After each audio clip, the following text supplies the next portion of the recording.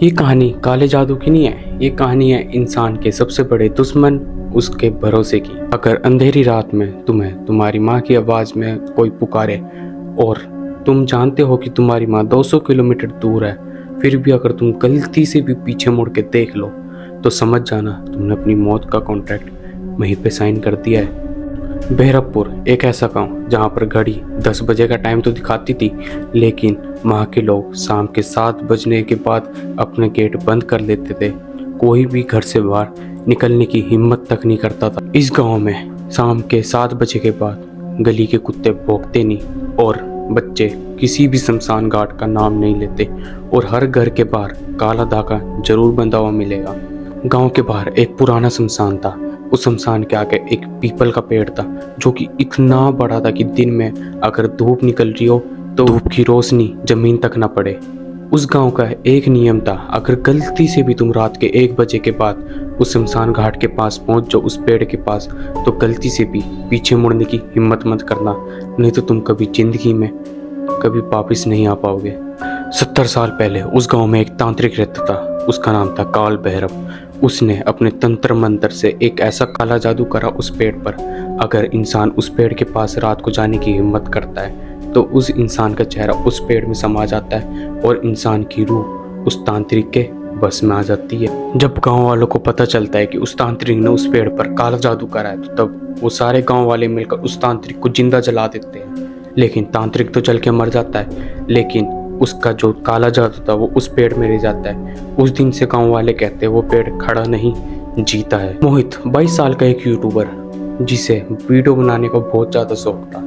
जब उसे पता चलता है इस बहरमपुर गांव के बारे में तो उसके मन में व्यूज़ का लालच आता है और वो बिना कुछ सोचे समझे उस गांव की तरफ चल जाता है उस पेड़ की वीडियो बनाने। गांव के लोग उसे मना करते हैं, बूढ़े लोग उसके पैर में गिर जाते हैं कि नहीं, उस पेड़ के पास मत जाओ, वहाँ पे बहुत खतरा है, वहाँ पे जो भी गया रात के टाइम वो कभी वापस नहीं आया। लेकिन मोहित जो है वो उनकी बातों पर हंसता है और बिना कुछ सोचे समझे उस पेड़ के पास चला जाता है। मोहित को जाने से पहले वहाँ के गांव वाले लोगों ने बोला था, चाहे जो मर्जी हो जाए, अगर कोई तुम्हें तुम्हारे परिवार की आवाज़ में आवाज़ लगाए तो पीछे मुड़कर कभी मत देखना। रात के 12:58 हो गए थे। मोहित उस पेड़ के नीचे खड़ा था, कैमरा ऑन करता है और लाइव आ जाता है। हवा रुक गई थी और मोबाइल का कैमरा भी हल्का धुंधला हो गया था क्योंकि वहाँ पर फॉग हो गई थी अचानक से। फिर मोहित की निगाह जाती है जमीन पर। उस पेड़ के नीचे ही नींबू, सिंदूर और काला धागा पड़ा हुआ था। मोहित ये सब देख के घबरा तो जाता है, लेकिन वो कैमरे में बोलता है, गाइस मुझे यहाँ पे कुछ भी फील नहीं हो रहा है। तभी पीछे से आवाज़ आती है, मोहित, बिल्कुल उसकी माँ की आवाज़ में। मोहित घबरा जाता है। मोहित मई जम जाता है कि उसकी माँ की आवाज़ कहाँ से आई। फिर तभी चैट स्पैम करने लग जाती है, पीछे देख पीछे देख। मोहित जैसे पीछे देखता है उसका कैमरा गिर जाता है कि डैनी उसकी तरफ आ रही होती है। मोहित बहुत ज़्यादा घबरा जाता है, घबरा कर बहुत तेज चिल्लाता है। तभी उसके फ़ोन की बैटरी ख़त्म हो जाती है और फ़ोन वहीं पे बंद हो जाता है। फिर अगली सुबह गाँव वाले आते हैं, वहाँ पर देखते कि फ़ोन पड़ा हुआ था लेकिन मोहित का कुछ अता पता नहीं। फिर गांव वाले पुलिस में कंप्लेंट करते हैं। पुलिस आती है, कंप्लेंट लिखती है और कंप्लेंट में लिखती है एनिमल अटैक।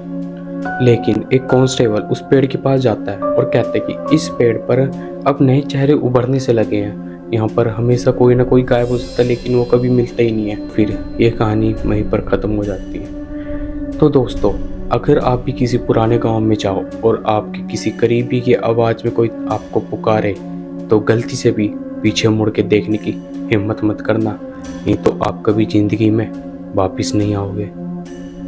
तो दोस्तों, ये थी आज की स्टोरी। आई होप आपको ये स्टोरी पसंद आई हो। अगर आपको वीडियो पसंद आई तो ज़रूर लाइक और सब्सक्राइब जरूर करना ताकि आप लोगों के लिए मैं ऐसी हॉरर और मिस्टीरियस वीडियो लेके आ सकूँ। तब तक के लिए बाय।